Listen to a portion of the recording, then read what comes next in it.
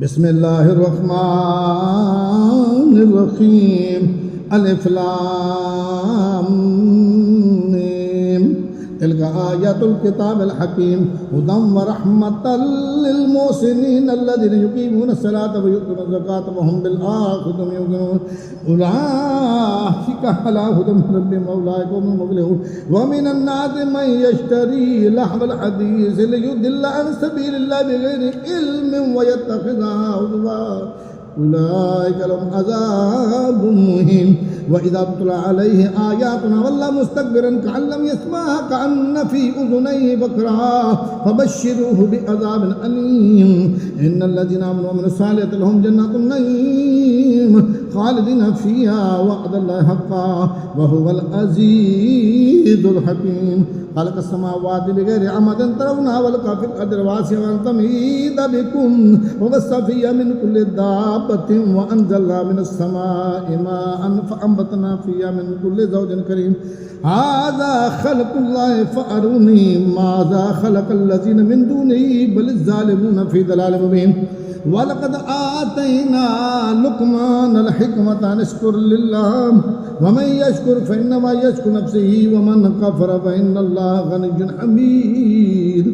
وإذ قال لقمان لابنه وهو يعظه يا بني لا تشرك بالله إن الشرك لظلم عظيم ووصى الإنسان بوالديه حملته أمه وهنا على وهن وفصاله في عامين أن اشكر لي ولوالديك إلي المصير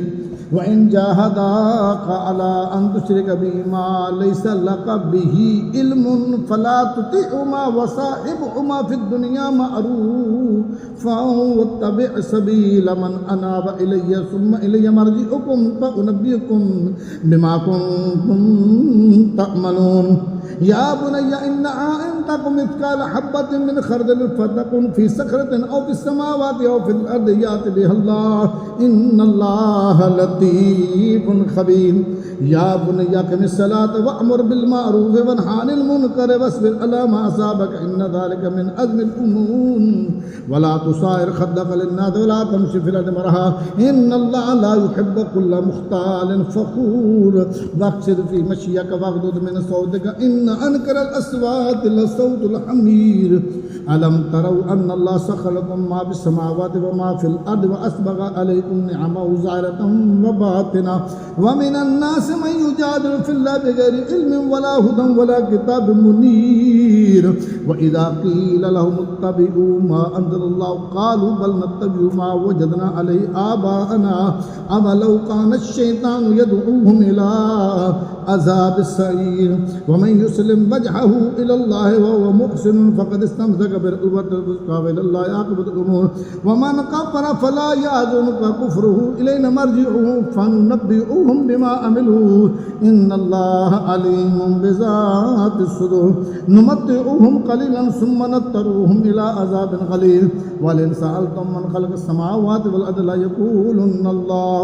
قل الحمد لله بل أكثرهم لا يعلمون لله ما في السماوات والأرض إن الله هو الغني الحميد ولو أن ما في الأرض من شجرة أقلام والبحر يمده من بعده سبعة أبحر ما نفذت كلمات الله إن الله عزيز حكيم ما خلقكم ولا بعثكم إلا كنفس واحدة إن الله سميع بصير ألم تر أن الله يولج الليل في النهار ويولج النهار في الليل فسخر الشمس والقمر كل يجري إلى أجل مسمى وأن الله بما تعملون خبير ذلك بأن الله هو الحق وأن ما يدعون من دونه الباطل وأن الله هو العلي الكبير ألم تر أن الفلك تجري في البحر بنعمة الله ليريكم من آياته إن في ذلك لآيات لكل صبر شكور وإذا غشيهم موج كالظلل دعوا الله مخلصين له الدين فلما نجاهم إلى البر فمنهم مقتصد وما يجهد بآياتنا إلا كل ختار كفور يا أيها الناس اتقوا ربكم واخشوا يوما لا يجزي والد عن ولده ولا مولود عنه هو جاز عن والده شيئا إن وعد الله حق فلا تغرنكم الحياة الدنيا ولا يغرنكم بالله الغرور إن الله عنده علم الساعة وينزل الغيث ويعلم ما في الأرحام وما تدري نفس ماذا تكسب غدا وما تدري نفس بأي أرض تموت إن الله عليم خبير